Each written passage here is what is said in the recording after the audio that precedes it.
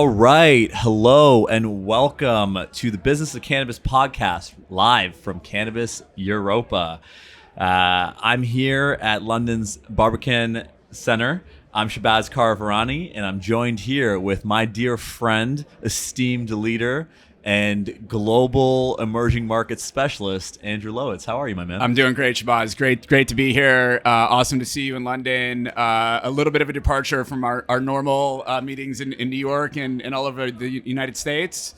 Excited to be here at the burgeoning of Europeans' next phase of cannabis growth. Can't wait to drill into it. I mean, you're someone who has such a worldly perspective on the cannabis market.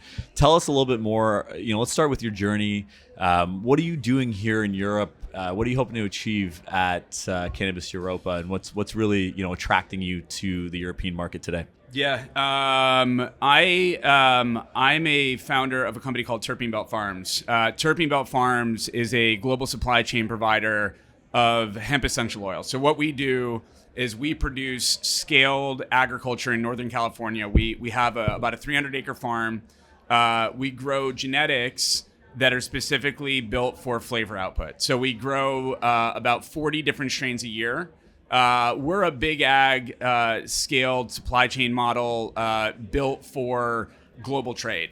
So what we've done in the US is we've become a partner to emerging and national brands who are looking for supply chain standardization. What that means is they're looking for products that taste the same, act the same, can be packaged the same, marketed the same, branded the same across many states in the US. In the US model, as a lot of folks over here probably know, we have a 50-state supply chain, right? Where every state in the US has to have their own local inputs, their own local flower grown that cannot be taken across state lines, right? So in the U.S., there's a need for a supply chain that does span across state lines. And what we do is, whereas cannabis is a scheduled substance in the U.S., hemp has become a legal substance. In 2018, the U.S., what's called the U.S. Farm Bill, made hemp as legal as lettuce and corn, right? And so what we do is we're the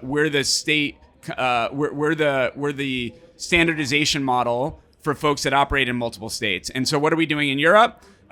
We are now taking our show on the road, right? So what we've done to create standardization and create a CPG style product line for companies in the U.S. that want brands that have the same efficacy, the same taste, the same flavor, and the same ability to kind of have the same consumer experience across state lines. Folks are going to want that internationally as well. We have a number of U.S. customers that are already in Europe. The sponsor of this event, the largest headline sponsor of this event, Curaleaf, happens to be our launch partner that we launched the business around 5 or 6 years ago in the U.S.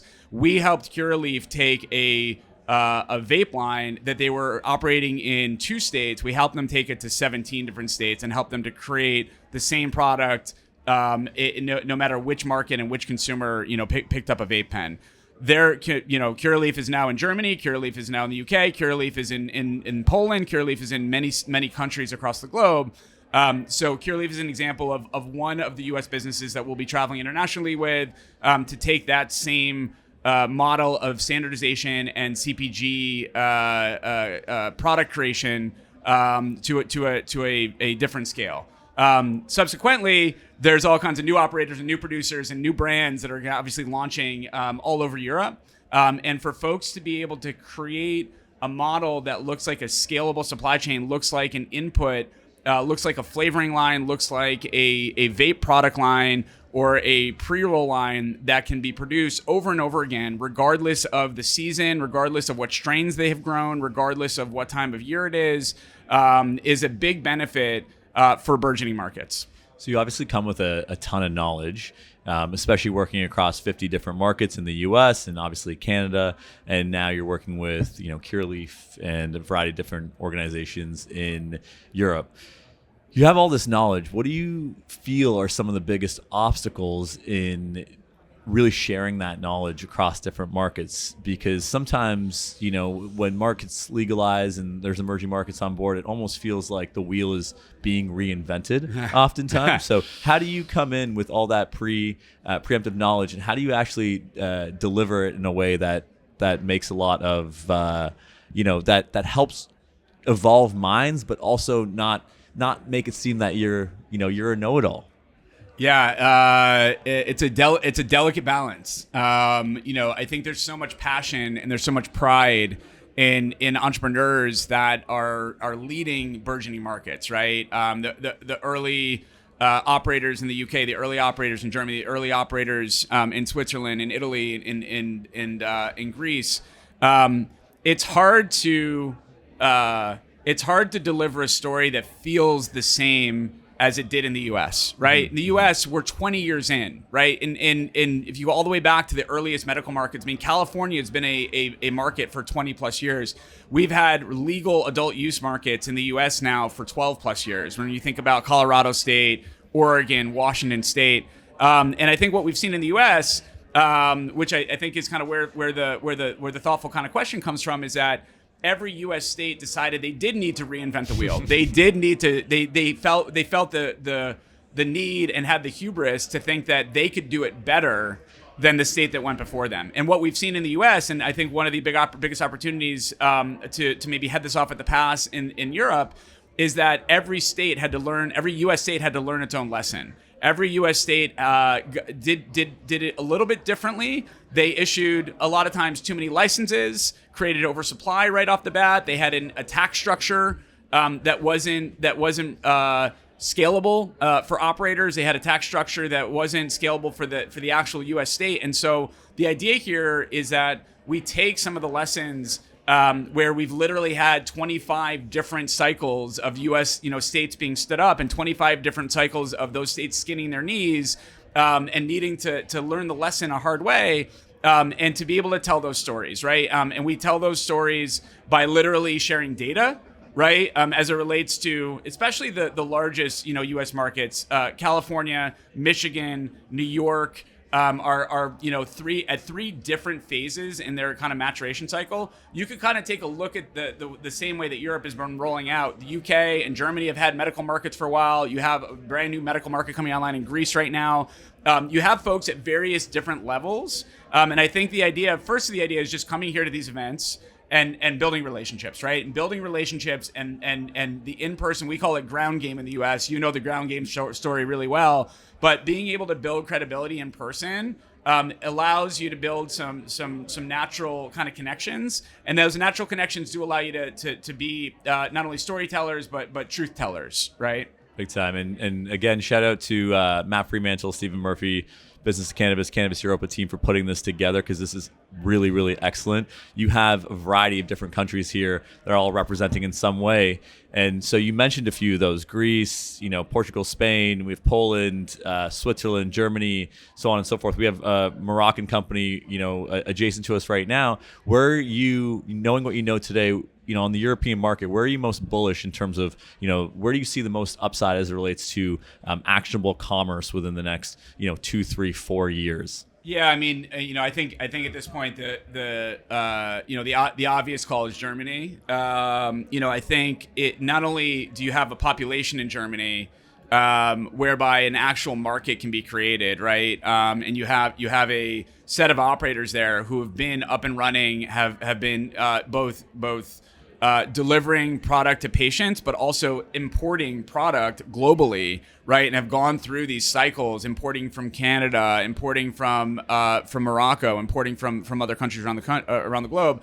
And you have a couple of operators there, including the host here, Curaleaf, who has been a vertical operator there, who's been growing, producing, and selling into the medical supply chain there, who knows what it is to be a global operator, right? Who knows what the U.S. has looked like. They've been through handfuls of acquisitions, and have rolled out hundreds and hundreds of products, have rolled out, tens of brands, right, across the U.S. So anytime you see an operator like that that's been through the trenches, you kind of got to bet on those guys that, that there's going to be some tailwinds, that they kind of create around them. So I think between the size of the German market, the status of German legality, the operators that are there today, and the likeness to kind of some of the trends. I think what we see in Germany, similar to what we saw in California, similar to what we saw in New York in the US, is that there's been a burgeoning black market there for many, many, many, many years. There's been US brands that have been part of that underground market, part of that black market. There's been European brands that have been part of that black market, part of that legacy market.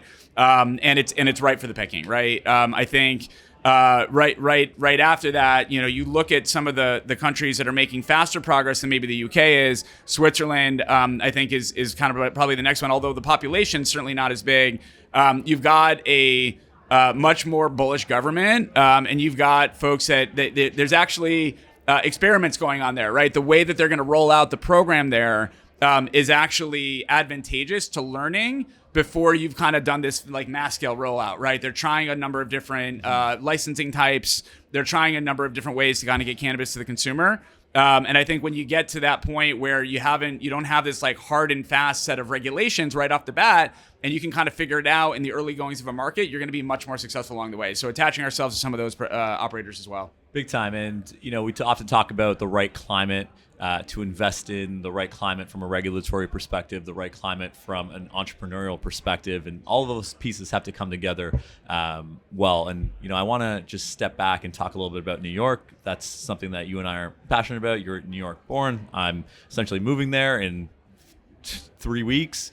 And you and I have created the Cannabis Collective. And perhaps we can just share a little bit more about what the Cannabis Collective is and why we saw a problem worth solving for, and how how we can start to maybe guide entrepreneurs and leaders, because everyone here at Business of Cannabis Europa is a leader. Right, and all these leaders, cannabis leadership is a very lonely place. Yeah. And cannabis moves faster than the internet. So, talk to us a little bit about the Cannabis Collective and what its positioning is in the New York market, and some lessons from that. My fourth child. I've got two real children, two little boys at home. My third child is Terpene Belt Farms, my day job. This is a company that we've been building for 5-6 years now. My fourth child, my night job, is a cannabis leadership community called Cannabis Collective.